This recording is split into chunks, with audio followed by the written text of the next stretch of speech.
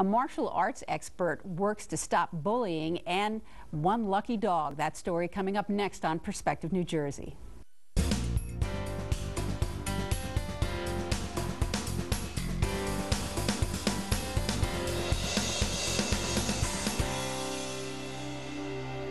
Hi, I'm Nora Mushanek and welcome to Perspective New Jersey. New Jersey recently enacted what is one of the toughest anti-bullying laws in the nation, but bullying still goes on, and my guest today has made it his life's mission to stop it. Martial arts and spiritual expert Sensei Mirrione has been traveling the country talking to school children as part of his national Stop Bullying campaign, and he is here to tell us his message and the message that he's delivering to children. Thanks for being here, John. Pleasure to be here. First of all, you have Sensei, the title, before your name. Just for folks who may not know, what does that title mean? It actually, in Japanese, it means born first. It basically means that I've been doing this before my students. So it's really not as much of a title, but I would say that it's more of a spiritual title. It's taking what that means and changing lives with that. And does that come from all of your years of training in the martial arts as you sort of rise up the ranks? Yes, it has. I mean, I've been in martial art. I've been practicing martial arts 32 years. Okay. Yeah. Most of your life, it sounds like. Yes. Which brings me to my next question. You have taken on this issue of bullying because you yourself were a victim of bullying. Talk about what happened to you when you were a kid. Just about everything you could imagine. And certainly when I watch the YouTube videos and I've seen, you know, some pretty horrible things, I'm like, oh yeah, that's me. I've been there, done that, know what that feels like. Been spit on, had my head slammed into the curb until blood was coming out of the back of my head. Been thrown into a fence where I was blacked out, and just, you know, whatever one child can do to another, I've felt that pain, emotionally and physically. And how many years did this go on, and how did you stop it? Well, it went on, I mean, my first, I would say when I was from 8 years old to 17 years old. And then once I was good enough at my martial arts, it just stopped happening. I wasn't afraid anymore, so I stopped attracting, you know, people who were bullying. They were not interested because I was not afraid. And is that why you went into martial arts? Is that why you took it up, so Yes. you'd have a defense? Tell me about that. Well, I took it up because, you know, my father was my teacher originally, and it was more of a survival mechanism. When I was 8 years old, I had to learn how to survive. It was not about learning the art of martial arts. It was just about learning how to fight, to survive. And then as the years progressed, it took upon a different form where I was more interested in the philosophies and all the positive aspects that the martial arts has to offer.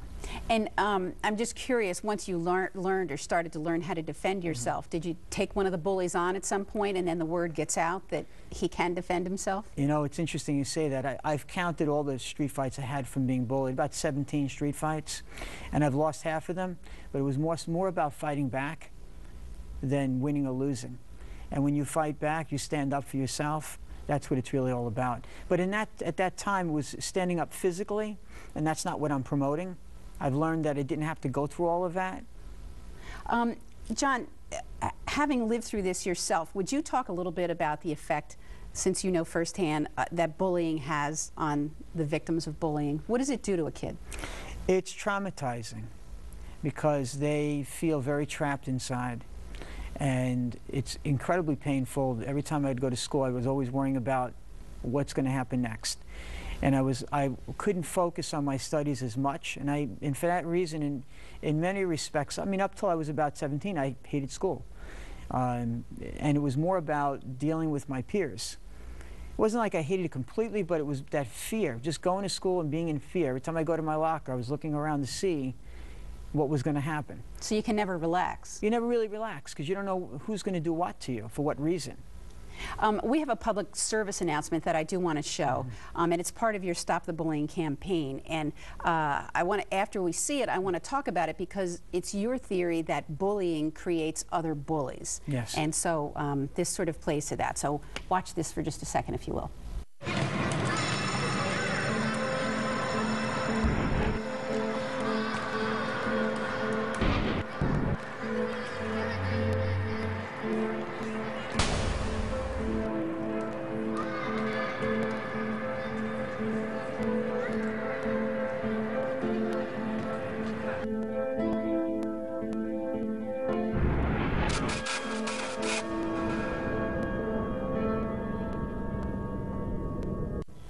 When you don't stop a bully, you create another. Talk about that.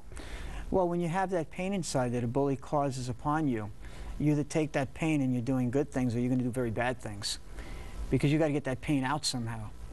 And what a bully does, they're simply passing on aggression that was done to them.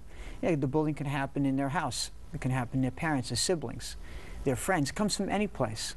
The victim becomes the victimizer. That's right. So the victim is the bully, and the bully is the victim.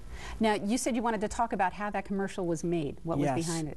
Well, there were people that heard about, producers in New York City that heard about my efforts. They collaborated. Some of the top producers, directors got together and created this, the theme, the whole thing, for nothing, just to support the campaign, because they felt it was that important. You have been traveling the country in the last couple of months, or over the last year, I guess it is. D.C., California, South Carolina, and of course you've done some schools in Mount Holly, New Jersey as well. It's called Stop the Bullying. What message, what is it that you take to the kids? Well, I've learned that just getting a child to speak out, I'll teach them how to put their hand out and they'll yell, "Stop!" like that. Something as simple as that, about 8 out of 10 children can't even speak out. So I'm saying to myself, well, if they can't even speak out, therefore they're not heard, and then the bullying will just continue. So if I teach the child to stand up as an individual, then collectively everyone has to stop what they're doing to address the situation.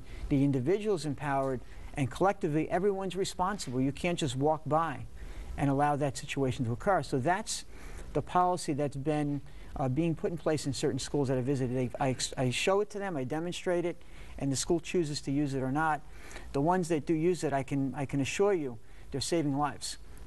Tell me a little bit more about this. So you've got an auditorium full of kids, or a classroom full of kids, and you tell them to say stop, and what do? They go stop? Or exactly. They'll kind of mumble. They'll be shy even about saying anything. So I'll have them come up and I'll say, okay, one is the bully, the other one is the victim. So the bully will say something, the victim has to put their hand out and say stop. And I have to drill that. And sometimes you can't even get it out of the child. And I'm saying to myself, this is what has to happen.